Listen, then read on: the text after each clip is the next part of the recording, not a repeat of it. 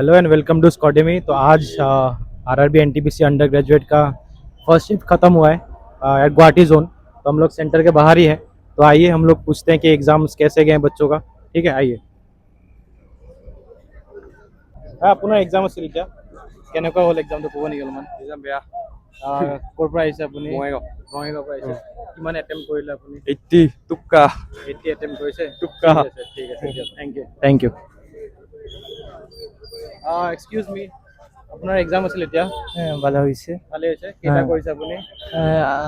ভালো কৰে এক্সাম দিছে মানে নাম্বাৰ অফ এটেম্পটছ 190 কৰিছে। 90 তো কৰিছে। কি কয় জিঅ'গ্ৰাফি এইবোৰ কুৱেশ্যনছ আহিছে, বায়'লজি কিবা কুৱেশ্যনছ ক'ব পাৰিব? না বায়োলজি টায়োলজি তেমন কিছু কোয়েশ্চেন আয়নি, বাট ইয়ে জানা কি সায়েন্স থেকে মানে ম্যাথসের কিছু টাফ কোয়েশ্চেন এসেছে। ম্যাথছ টাফ আহিছে, ম্যাথছ টাফ আহিছে। হ্যাঁ ম্যাথস টাফ। ৰিজনিঙৰ লেভেল? ৰিজনিং ভালো গেছে। ৰিজনিং ইজি আছিল। ওকে, আৰু কাৰেণ্ট এফেয়াৰ্ছ কোনটো মাহৰ পৰা আহিছে? আর কারেন্ট তো কিছু সবকিছুই ভালো হয়ে গেছে। ঠিক আছে, okay all the best, thank you. অলপমান টাইম দিব প্লিজ। মোৰ পেপাৰ নাছিল, আপোনাৰ আছিল পেপাৰ। তো কেনেকুৱা হ'ল আপোনাৰ পেপাৰটো? ক'ত হ'ল? ঠিকে আছে। কিমান এটেম্প কৰিলে আপুনি? ইমান মানে ৰিজনিঙৰ লেভেলটো কিমান আছে? ৰিজনিঙৰ লেভেল, মেথছৰ লেভেল? ইমান টান নহয়, কিন্তু পঢ়িলে পাৰিলো হয়। আচ্ছা, কিমান নম্বৰ অফ এটেম্পছ কৰিছে আপুনি? বেটেঞ্চ মই 32 আছে না, 30 22 কৰিছোঁ। 20 তো মেথছৰ জিঅ'মেট্ৰিৰ পৰা কুৱেশ্যনছ আহিছিল, ট্ৰিগনমেট্ৰি কুৱেশ্যনছ আহিছিল। আহিছিল।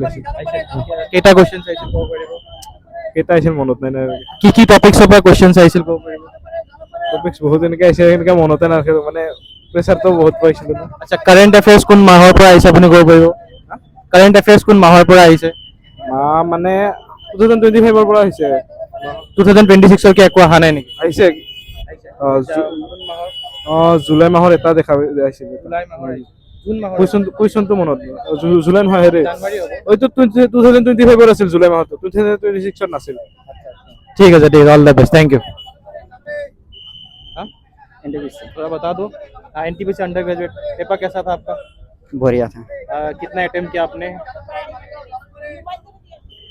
90 क्या? तो रीजनिंग का पेपर लेवल कितना था, और ये आपका मैथ्स का लेवल कैसा था, थोड़ा बता दीजिए। रीजनिंग का बहुत अच्छा है। कितना किया आपने total number of attempt? Total 70।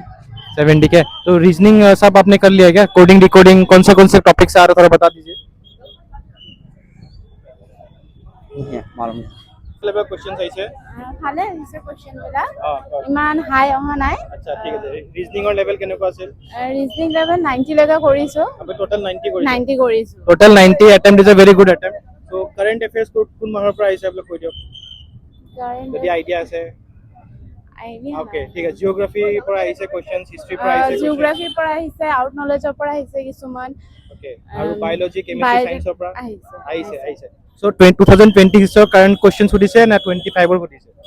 25ৰো আছে, কাৰেণ্টটো আছে, মিক্স আছে মানে। 25 কোন মাহৰ পৰা সুধিছে এনে আইডিয়া? আইডিয়া জুন এনেকুৱা হ'ব মান। June, okay. তো মেথছৰ লেভেলটো কেনেকুৱা আছিল মোক কৈ দিয়ক। মেথছৰ অলপ হাৰ্ড আছিলে, ক্যালকুলেটিভ আছিল নেকি? ক্যালকুলেটিভ আৰু আছিলে। ৰিজনিং? ৰিজনিং এবং ৰিজনিং ঠিক আছে। ঠিক আছিলে। আপুনি ক'ৰ পৰা আহিছে? মই মঙ্গলদৈৰ পৰা। তো এইটো না ফাৰ্স্ট এটেম্প্ট না সেকেন্ড এটেম্প্ট? ফাৰ্ষ্ট এটেম্প্ট হয়। ফাৰ্ষ্ট ঠিক আছে, all the best, thank you. और किससे का वैसे पेपर जो जे बेया नापाय माय এই পিনে কেম মাইক কৰা লম। হয়, ঠিকে আছিলে। ঠিকে আছিল। ৰিজনিংৰ লেভেলটো কেনেকুৱা আছিল? মেথছৰ লেভেল কেনেকুৱা আছিল? মিডিয়াম আছিল। মেথছ বিলাকটো 10 লেভেলৰ ইজি আছিলে, ৰিজনিংটো অলপমান আছিলে টাফ। মই চোৱা নাছিলো, সেইকাৰণে মোৰ টাফ লাগিছে। কিমান কেইটা আপুনি কোৱেশ্চনছ কৰিলে? Number of attempts? Attempt 670 around 70 attempt, ঠিক আছে। 70 attempt is a good attempt only, right? Current এফেয়াৰ্ছৰ লেভেলটো অলপমান কৈ দিয়ক না, কেনেকুৱা আহিছে? নৰ্মেল নিউজত যিবিলাক দি থাকে। কোন মাহৰ পৰা আহিছে অলপ ক'ব পাৰিব? 25ৰ মাৰ্চ বা সেনেকুৱা মানৰ পৰা। 2025ৰ মাৰ্চ নে 26ৰ মাৰ্চৰ কথা কৈছে? 25ৰ মাৰ্চৰ পৰা আহিছে। আচ্ছা আচ্ছা। মেথছৰ কোন কেইটা টপিকৰ পৰা আহিছে, যেনেকৈ ট্ৰিগনমেট্ৰি কুৱেশ্চনছ আহিছে নেকি? আহিছে, এটা আহিছে। ট্ৰিগনমেট্ৰি এটা আহিছে, আৰু মেনচুৰেশ্যন এনেকুৱা আহিছে। প্ৰফিট এণ্ড লছৰ কেইটা আহিছে? তিনিটা মান আহিছে। তিনিটা মান আছে অলপমান মনত আছে কোৱেশ্চনছ কেনেকুৱা লেভেলৰ আহিছে না নৰ্মেল ডিসকাউন্টৰে আহিছে অকল? আছে প্ৰফিট ডিছকাউণ্ট এইবিলাক, ইণ্টাৰেষ্টটো আছে, কম্পাউণ্ড ইণ্টাৰেষ্ট এইবিলাক। আচ্ছা কম্পাউণ্ডাৰ ইণ্টাৰেষ্টৰ পৰা আহিছে। আৰু ৰিজনিঙৰ লেভেলটো কিমান ক'লে, কি ক'লে আপুনি ৰিজনিঙৰ লেভেলটো কেনেকুৱা? মডাৰেট আছিলে, মই ইমান চোৱা নাছিলোঁ ৰিজনিংটো, তো ओके মই ইমান পাৰা নাই। ओके ठीक है सर, थैंक यू मैडम। भाई आप लोग का पेपर हो गया कि है? अभी है सबका? आपका सबका है আছে এতিয়া। প্লিজ অলপমান হেল্প কৰি দিয়ক আমাক। এইটো কৈ দিয়ক কি ৰিজনিঙৰ লেভেলটো কেনেকুৱা আহিছে? ৰিজনিং লেভেলটো ঠিকে আছিল, মানে খুব এটা বেছি টাফ নহয়, একদম ইজিও নহয়, but it was medium. So reasoning was doable right? মেথছৰ লেভেলটো কৈ দিয়ক অলপমান। মেথছৰটো ঠিকে আছে, মানে টাফ বেছি নহয়, ঠিকে আছিল। অলপ ট্ৰিগোনোমেট্ৰি এণ্ড অল আহিছিল। ট্ৰিগোনোমেট্ৰি কেইটা কোৱেশ্চনছ আহিছে? ট্ৰিগোনোমেট্ৰি দুটা আছিল I guess. Was it value based কি ভ্যালু পুটিং দি হৈ যায় না কিবা? It was value based, like you have to find the value of theta, like that. তো সেইটো নৰ্মালি থিটা ভ্যালু 30 40 পুট কৰি কিনে আপুনি এনেকুৱা। এনেকৈ কৰিছে। ওকে সো ট্ৰিগোনোমেট্ৰি আপুনি ক'লে এটা কোৱেশ্চন আহিছে? এটা বা দুটা আহিছিল আই গেছ। দুটা কোৱেশ্চন আহিছে। আৰু মেনচুৰেশ্যনৰ কেনেকুৱা আহিছে? মেনচুৰেশ্যনৰ একচুৱেলি কুৱেশ্যনছ বেছি নাছিল, চিম্পলিফিকেশ্যনছৰ কুৱেশ্যন আছিল বহুখিনি। simplifications easy আছিল না doable আছিল? Doable.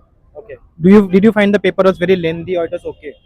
It was okay, not too lengthy, not too easy also. So current affairs যদি মই জিকে জিএছৰ কথাখিনি কওঁ, কোন মাহৰ পৰা আহিছে কোৱেশ্চন? Current affairs বোৰ অলপ 8-9 লেভেলছৰো আছিল, লাইক হিষ্ট্ৰীৰ কেছৰ যদি কওঁ, কিছুমান জিঅ'গ্ৰাফিকেল কুৱেশ্যনছো আছিল, এনেকুৱা আছিল আৰু। এনেকুৱা তেতিয়াহ'লে পলিটিৰ পৰা কোৱেশ্চনছ আহিছিল, আৰ্টিকলছ এণ্ড অল? আৰ্টিকলছৰ আছিল, 3-4মান আছিল আৰ্টিকলছ কোনকেইটা মনত আছে লাইক যদি? it was the amendment thing, 42nd amendment, I guess, directive principles of state policy, that was. DPSP পৰা কোৱেশ্চনছ and for amendment 42. Okay, current affairs কোন মাহৰ পৰা আহিছে? 26 কি 25 পৰা আহিছে? It was 25 and before, 25 and before. So current affairs লেভেলটো আপুনি টান পাইছে নেকি? all of আপোনাৰ কিমান এটেম্প্ট হ'ল টোটাল? total 51. 51 টা अटेम्प्ट। ठीक है sir, thank you, all the best. Paper है अभी? चलो पेपर आपका है। ओके सो अभी आपका नाम?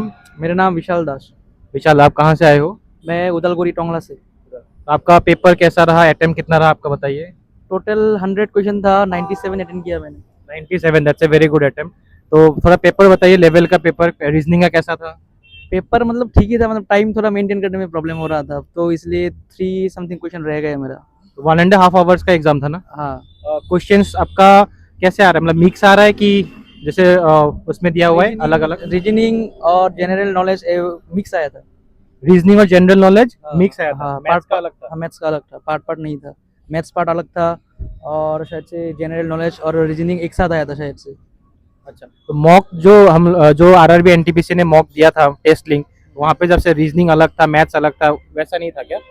थोड़ा थोड़ा था, मतलब अलग अलग था थोड़ा सा, अच्छा परफेक्ट नहीं था, ठीक है। तो नहीं था। ओके, तो मैथ्स का थोड़ा लेवल बता दीजिए, कैसा मैथ्स का लेवल था? हाँ, मैथ्स का अच्छा था लेवल। अच्छा, तो आपका मैथ्स का रीजनिंग का मैथ्स का आपका जैसे क्वेश्चन है वो लो ट्रिग्नोमेट्री हो गया, कोऑर्डिनेट ज्योमेट्री से क्वेश्चन आया था क्या? हाँ आया था, 2 एक आया था। कोऑर्डिनेट ज्योमेट्री से आया था, पॉलिनोमियल्स में से भी आया था क्या? आया था। क्वाड्रेटिक में से भी आया था। आया था। तो थोड़ा बता सकते हो क्या ट्रिग्नोमेट्री का किस टाइप का वैल्यू पुटिंग में आ रहा है कि फॉर्मूला बेस्ड आ रहा है? हाँ, जो मतलब बेसिक जो था जो मिलता है मॉक टेस्ट में वगैरह, वैसा ही था। अच्छा, तो आपने कहाँ से ऐसे प्रिपेयर करा है? प्रिपेयर मतलब कोई क्लासेस वगैरह नहीं लिया था, घर से प्रिपेयर किया था ऐसे ही। यूट्यूब से? हाँ, यूट्यूब वगैरह से, अच्छा, ओके, यहाँ से वहाँ से। अच्छा, तो ये रीजनिंग आपने फुल अटेम्प्ट करा है क्या? शायद से रीजनिंग का 2 क्वेश्चन और जीके का 1 रह गया मेरा। रीजनिंग का किस टाइप का क्वेश्चन रहेगा थोड़ा बता सकते हो? कौन सा टॉपिक से था वो? टॉपिक मतलब नंबर सीरीज से था, नंबर कोडिंग डिकोडिंग, सिलॉग्स? हाँ, ऐसा ही कुछ था, नंबर सीरीज था शायद कुछ। अच्छा, एनालॉजी से क्वेश्चन आया हुआ था क्या? एनालॉजी से 1-2 था शायद से। अच्छा, तो पेपर डुएबल था, इजी था? इजी भी नहीं बोलूंगा मैं, मतलब करने लायक था, ऐसा भी नहीं था कि बहुत हार्ड था। करंट अफेयर्स कौन से मंथ से पूछा जा रहा है आप ये बताओ? 2025 से बहुत सारे क्वेश्चन आया था करंट अफेयर से। 2025 कौन से मंथ से बता सकते हो? मंथ अगस्त का शायद 1 मुझे याद है, बाकी इतना याद नहीं है। करंट अफेयर्स 2025 का अगस्त से पूछा जा रहा है। अगस्त 1 या 2 कोई क्वेश्चन शायद ऐसा था। 26 में से कुछ नहीं आ रहा है क्या? 26 में से है, 1-2 26 में भी था, मुझे एग्जैक्ट क्वेश्चन याद नहीं है, मगर हाँ 25 से मतलब याद है मुझे, 25 से 2 या 1 है। बता सकते हो किस टाइप का था ऐसा? याद नहीं है। याद नहीं। ठीक है, तो ऑल द बेस्ट रहा हमारी तरफ से, ठीक है, थैंक यू। तो अभी फर्स्ट शिफ्ट खत्म हो गया है, तो जैसे हम लोगों ने देखा है कि बच्चे काफ़ी कम है, percentage of attendance is very low that we have seen. कुछ लोगों का एग्ज़ाम अच्छा हुआ है, कुछ लोगों का एग्ज़ाम थोड़ा अच्छा भी नहीं हुआ है, बट मोटा मोटी इतना हमें पता लग रहा है कि मैथ्स और रीजनिंग का पेपर लेवल इजी आ रहा है। बच्चे यहाँ पे 90 प्लस भी अटेम्प्ट करके आए हुए हैं। तो ये यहाँ पे अभी जो आयन सेंटर के बाहर हम लोग खड़े हैं, तो this is basically for RRB Guwahati zone, right. तो बच्चे काफ़ी दूर दूर से भी आए हुए हैं। तो यहाँ पे मोटा हम लोग अगर समरी की बात करें, सो पेपर का अगर अटेम्प्ट आप लोग अगर रखोगे 80 प्लस के आसपास तो अच्छा रहेगा, ठीक है। 80 प्लस अगर अटेम्प्ट रखोगे तो अच्छा रहेगा। एंड पेपर का लेवल अगर मैं करंट अफेयर्स की बात करूँ तो करंट अफेयर्स आपका नियर अबाउट 25 से पूछा जा रहा है, ओके। सो 25-26 आप लोग देख लीजिएगा, राइट। मैथ्स एंड रीजनिंग का लेवल इजी है, इतना टफ है नहीं। सो उस पर भी आप लोग ध्यान रखिए, प्रैक्टिस ढंग से कीजिए एंड ऑल द बेस्ट सभी अपकमिंग एग्जाम्स के लिए। Thank you.